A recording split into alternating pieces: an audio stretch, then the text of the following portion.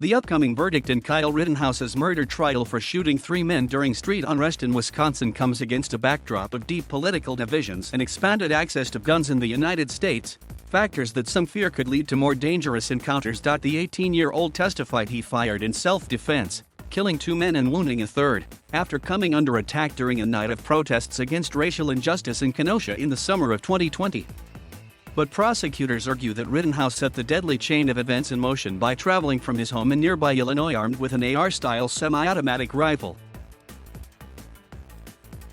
While legal experts have said the details give Rittenhouse a strong argument for self-defense, some worry about the broader signal an acquittal could send.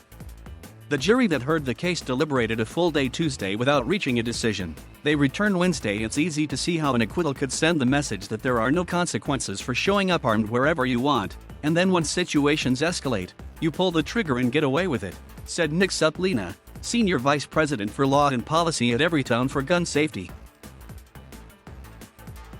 The case comes at a time when many other states are expanding self-defense laws and loosening permitting requirements for carrying guns in public. The U.S. Supreme Court, meanwhile, seems poised to strike down a stricter New York gun permitting law. Both gun sales and gun violence have separately been on the rise. Those on the other side of the gun debate argue armed confrontations will remain rare and point to political divisions rather than the weapons themselves. We've been seeing people expressing things publicly at events that are, quite frankly, off the charts these days, said Alan Gottlieb, founder of the Second Amendment Foundation.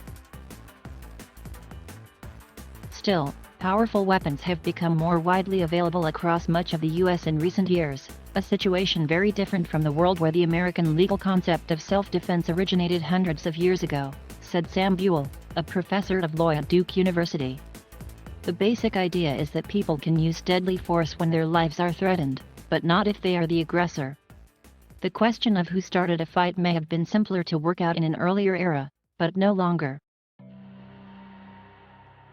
That's kind of the very issue that the sides seem to be fighting about in this trial, Buell said. Clearly, the law doesn't have the answer.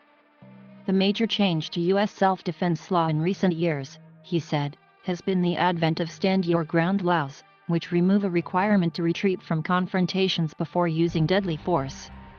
Though they came under scrutiny after high-profile shooting deaths like that of unarmed black teenager Trayvon Martin in Florida in 2012, they're now in force in more than half of U.S. states. Wisconsin doesn't have one, but 3 more states enacted them this year: Ohio, Arkansas, and North Dakota, according to the Giffords Law Center to Prevent Gun Violence.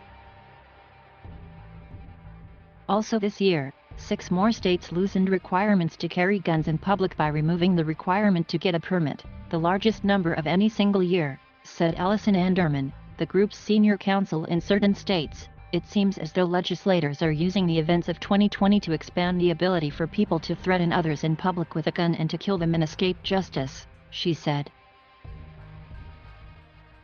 Others, like Gottlieb, make the argument that guns can be needed for self-protection at places like protests where emotions run high and violence is possible. Whatever the verdict in the Rittenhouse case, Buell cautions against reading too much into it from a legal perspective. I think it's a big mistake for people to look for a jury verdict in a single criminal case as somehow the way to resolve these questions in a society, he said.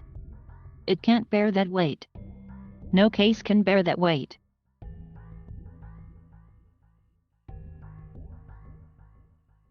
Thank you for watching. Please subscribe.